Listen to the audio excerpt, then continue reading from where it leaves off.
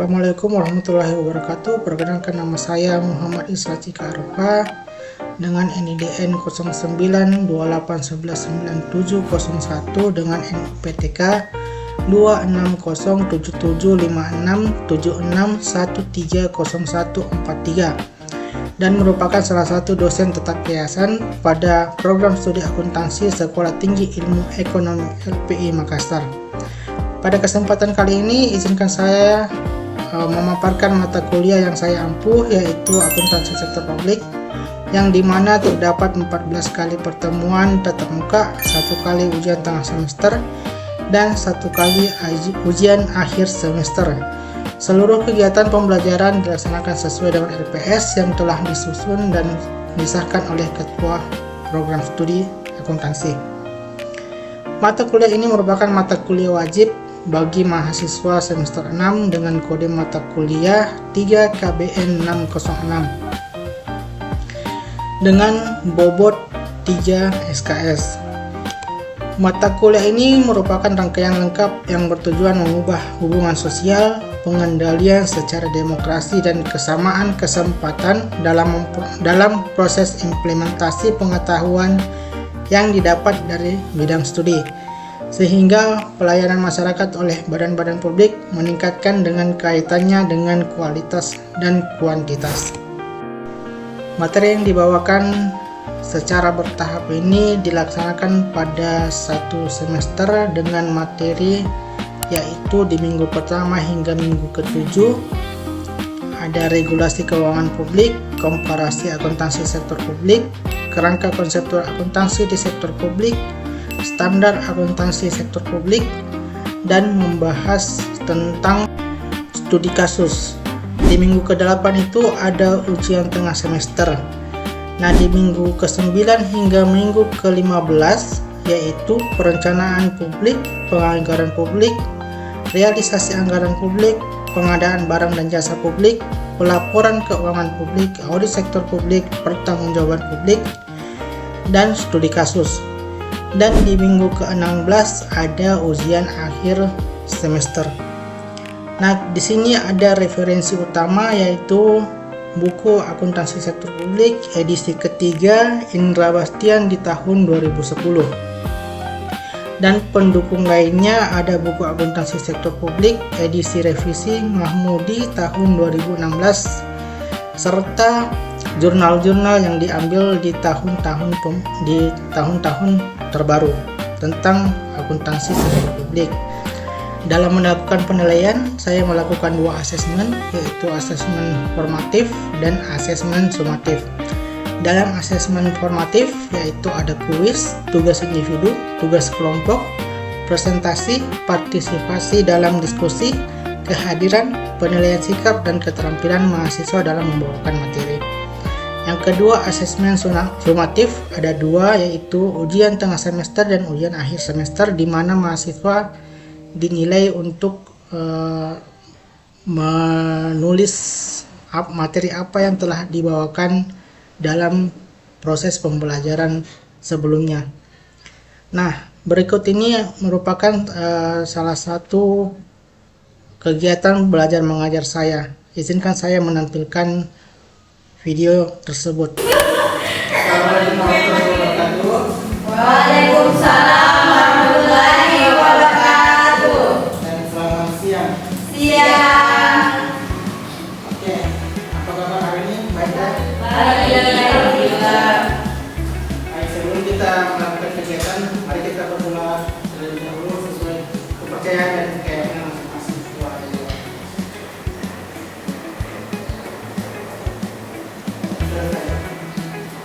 Baik, selanjutnya kita absen dulu ya. Ya Pak. Yang pertama ada Reva, Hadir Pak. terus Suci, Hadir Pak. terus Andini, Hadir Pak. Anita, Hadir Pak. terus Nur Asita, Hadir Pak. terus Yanto, ada. Oke, hari ini ada semua ya, orang. Yang lain temannya kemana? Yang Pak ada izin Pak, ada kerja sama dengan saya. Nanti materinya disampaikan ya kapan-kapan ya. Baik Pak. Oke, untuk materi hari ini saya sudah share ke grup kalian, jadi bisa dibaca-baca di grup kalian. Berhubung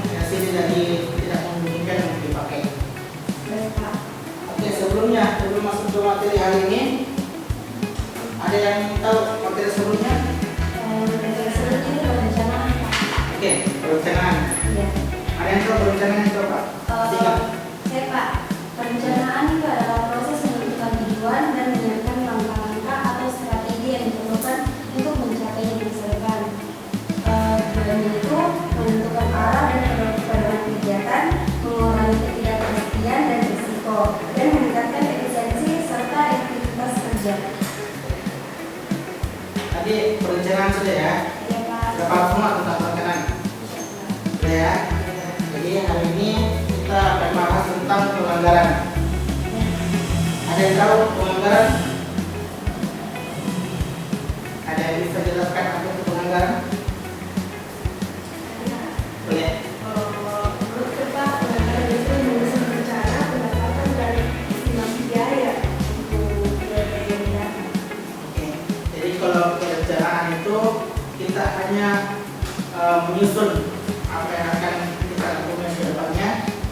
Kalau perencanaan sudah masuk di tahap apa tadi?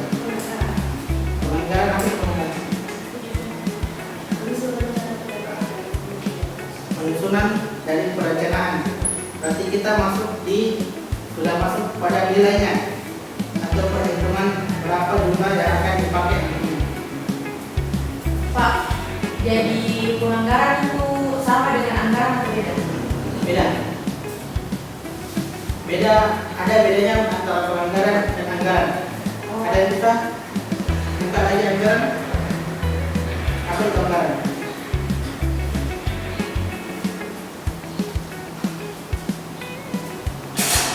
Boleh? Ini bisa? Saya Pak, Boleh. kalau penganggaran itu proses kegiatan menyusun analisis dan menetapkan rencana keuangan. Sedangkan anggaran itu dokumen atau hasil akhir yang merupakan angka rencana operasional dan finansial tersebut. Oke, jadi kesimpulannya penganggaran itu bisa dilihat dari sisi perencanaannya, perencanaan nilai. Sementara anggarannya sudah tersusun dalam bentuk sebuah laporan yang akan nanti dipakai ke depannya seperti apa. Oke. Ada lagi pertanyaan boleh? Ada ya. Jadi kita lanjut ke definisi penganggaran.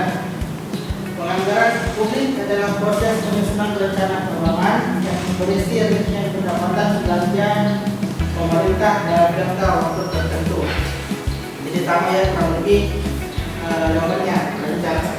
Penganggaran publik itu sebuah perencanaan, tapi perencanaannya itu bisa dikatakan dalam bentuk sudah angka atau jumlah dari nilai yang akan dipakai nantinya. Oke, lanjut. Tujuan penganggaran publik. Tujuan penganggaran publik ini di sini ada 4. Yang pertama ada perencanaan, pengendalian, akuntabilitas, dan alokasi sumber daya. Sampai sini ada yang mau ditanyakan soal tujuan utamanya? Ada ya? Selanjutnya ada jenis-jenis sistem penganggaran. Ada anggaran tradisional, ada kinerja, ada penganggaran berbasis nol, ada penganggaran terpadu.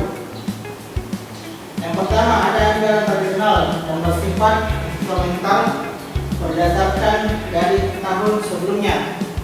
Jadi kita melalui penganggaran itu kita melihat penganggaran tahun sebelumnya apakah sudah terpakai secara penuh atau tidak. Kalau dia tidak maksimal di tahun sebelumnya, maka dia dulu apa alasannya. Lalu kita pakai ke anggaran tahun ini, apakah masih bisa dialokasikan dengan jumlah yang tahun sebelumnya atau tidak, sesuai dengan kebutuhan dan kita mau di situ. Terus yang kedua, berdasarkan kinerja, berfokus pada pencapaian hasil atau efisiensi dan tolak ukur kinerja suatu instansi. Nah, sesuai kinerja di sini sanksi tersebut seperti apa? Apakah dia vaksinnya maksimal atau tidak? Ya, kalau vaksinnya tidak maksimal, berarti kita adakan di tempat lain dan sangat-sangat membutuhkan. Contohnya di bagian kesehatan itu kita sudah anggarkan di tahunnya 50 juta, tapi kita hanya pakai di bagian kesehatan itu hanya dipakai 25 juta. Nah itu yang dilihat nanti kinerjanya, apakah hanya 25 juta yang dikasih lagi atau tetap 50 juta tapi dengan syarat tertentu.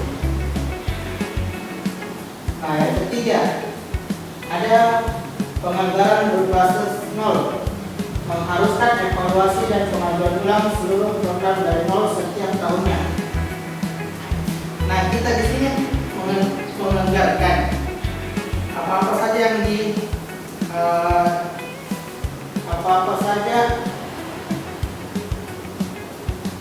yang dilakukan oleh instansi sebelumnya. Apakah sudah sesuai dengan anggaran yang dibutuhkan atau tidak? Jangan sampai ada sudah diajukan anggarannya, sudah diajukan kerjanya, sistem kerjanya, padahal tidak semua dibutuhkan. Makanya harus dilihat itu anggaran kerjanya seperti apa. Terus yang keempat, penganggaran terpadu, menggabungkan seluruh rencana pengeluaran belanja rutin dan pembangunan dalam satu dokumen utuh. Nah, kita lihat belanjanya seperti apa, apakah sudah sesuai atau tidak. Terus pembangunannya seperti apa, apakah ada pembangunan. Nah, pembangunannya progresnya seperti apa, sudah sampai di mana, sudah berapa persen. Kalau sudah tahap penyelesaian mungkin 90%, mungkin dana penganggarannya sudah bisa dipotong sedikit, dialihkan ke instansi yang membutuhkan. Di bagian jenis ada yang mau ditanyakan? Jenis penganggaran ada 4 tadi.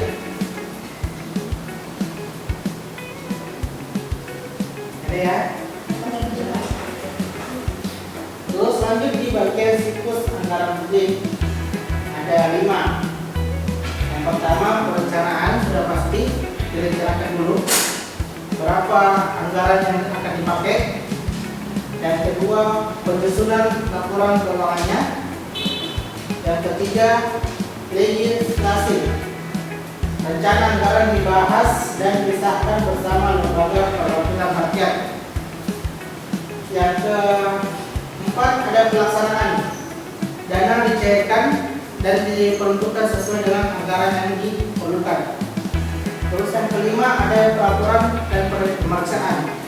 Sudah pasti di sini yang terlibat sudah ada auditor atau audit.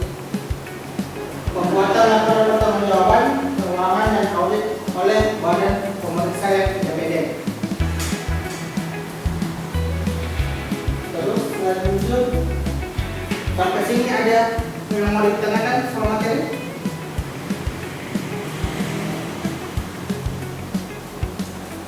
Ada yang mau ditanyakan? Ada? Sudah jelas semua? Oke. Sebelum masuk ke kesimpulan untuk tugas minggu depan, ada poin-poin yang tadi yang saya jelaskan mungkin masih kurang dipahami, mungkin bisa untuk dalam bentuk sebuah RMK. Tadi sudah ada di grupnya, ada poin-poin tertentu yang sangat singkat saya jelaskan di situ. Mungkin kalian bisa jelaskan secara padatnya di bagian RMK, mungkin 4 halaman boleh.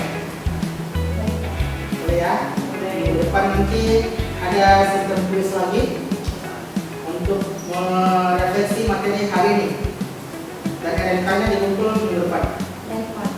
Oke. Untuk tugas tidak ada yang mau ditanyakan? Tulis tangan boleh. Tulis tangan. Pakai kertas folio minimal 4 halaman. Ada lagi